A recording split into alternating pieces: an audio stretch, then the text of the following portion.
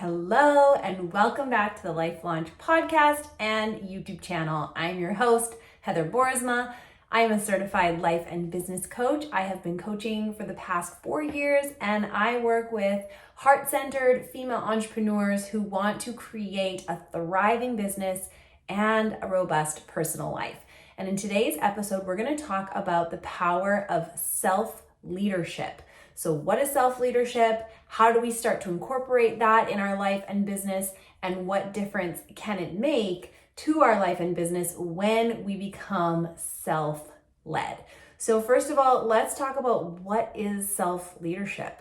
Have you heard of this idea before? What inspired this episode actually was I was at an event a couple weeks ago with a good friend of mine, and it was an event for speakers, for local speakers. And there was a couple of speaking agencies present, and people were going up to them and maybe giving them a bit of a pitch. This is what I speak about. This is how I can serve your vision and what you're doing with your agency. And I went up to both of these agencies, and instead of pitching myself, I asked this simple question. And the question was, what is the number one request that you get for a speaker that you don't have the right person to fit that role? Because if you are an entrepreneur, you know that we're in the business of solving problems. And it's really hard to solve a problem if you aren't sure if the person you're talking to even has the problem that you can solve. So this is a great way for you to figure out if someone actually has the problem you want to solve, is ask them what they need. Ask them what they are struggling with. This is just bonus content right here. This is just like a tip that isn't related to self-leadership.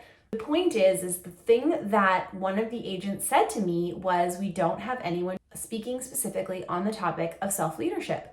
And I was like, oh my gosh, that really fits into what I do and what we teach in the business and life launch memberships.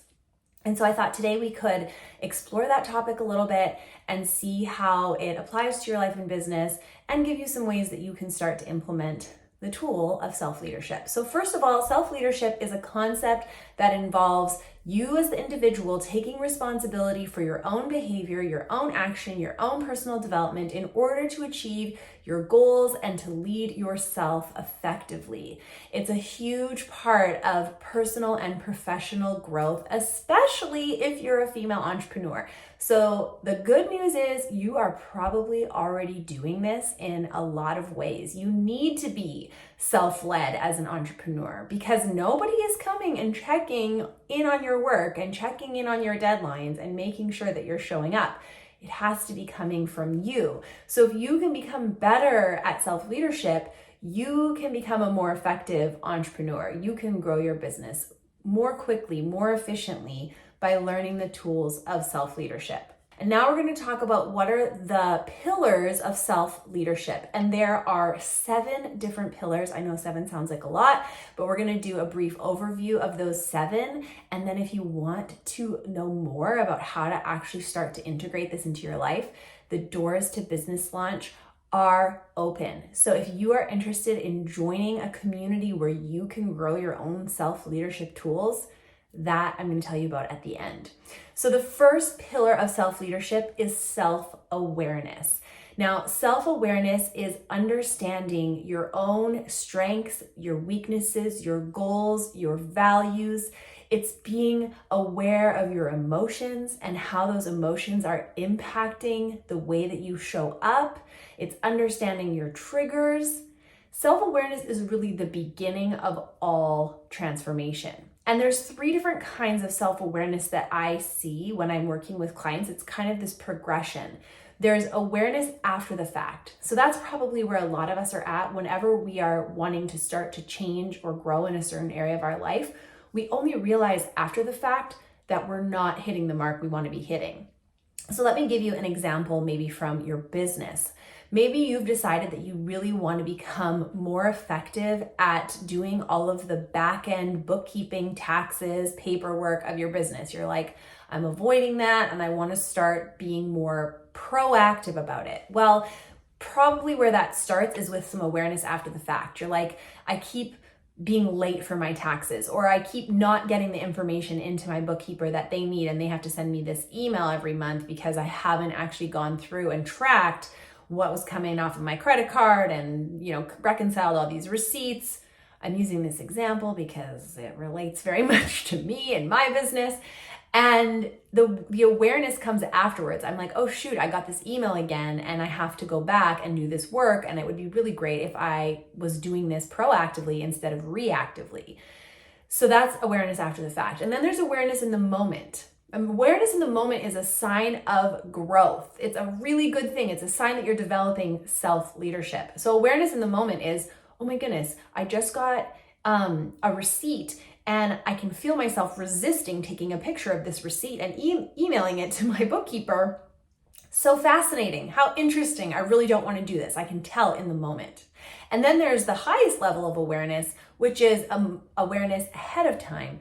So we start to anticipate, oh, I know this about myself. I know that I'm going to avoid doing all the bookkeeping. And when we have the awareness ahead of time, we can actually create a system or a process that will help us to follow through on the action that we want to take. And so this might look like we decide, okay, I'm going to download this certain app where if I screenshot the receipts, it automatically sends to my bookkeeper. And I'm going to make a rule for myself that every time I get a receipt related to my business, I don't wait to do it at the end of the month. I don't wait to do it when I finally get that email. I do it as soon as I get the receipt.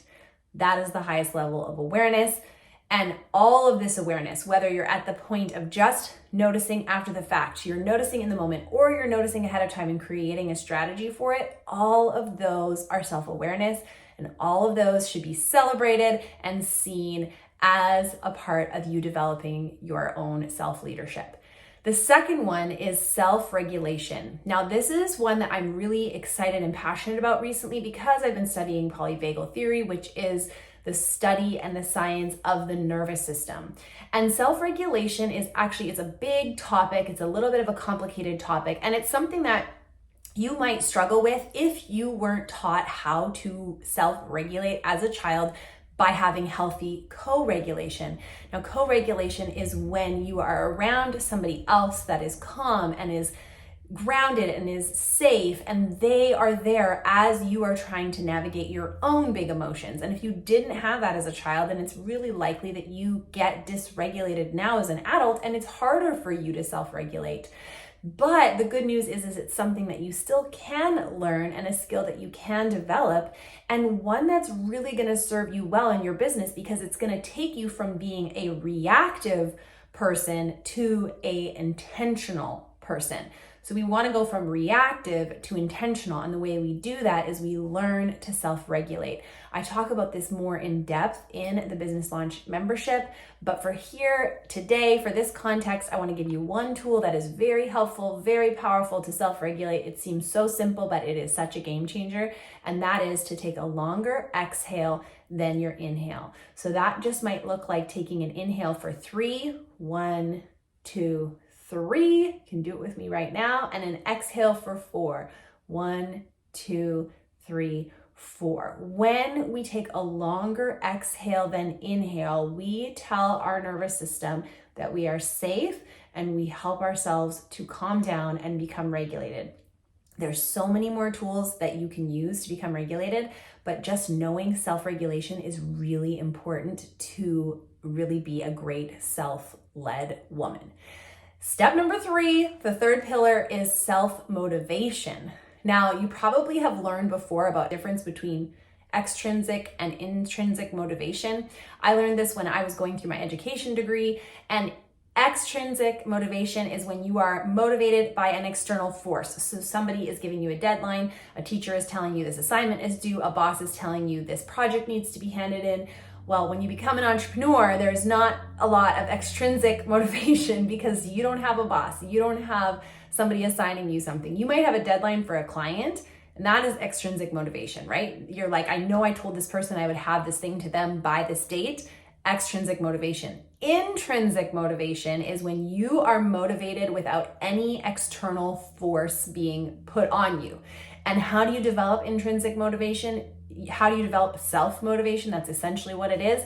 is you get more connected to your core values. Now, I talk about values a lot on this podcast and in my courses and in all of the things I do on social media, because I am convinced that understanding what your values are is the number one thing that can create motivation for you to show up for yourself in your life and your business. The number one thing, better than goals, better than a schedule, better than accountability, is knowing your own values. I have an episode on how to create your own core values and understand what those are. So I'm not going to go into great depth here, but I just want you to know that when you are feeling unmotivated, you can come back to your values to find more motivation.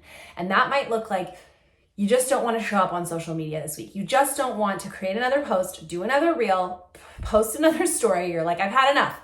You come back to your why. Why are you doing what you are doing? Why did you start your business? What was the value behind it? For me, the value that motivates me the most is the value for connection and for impact.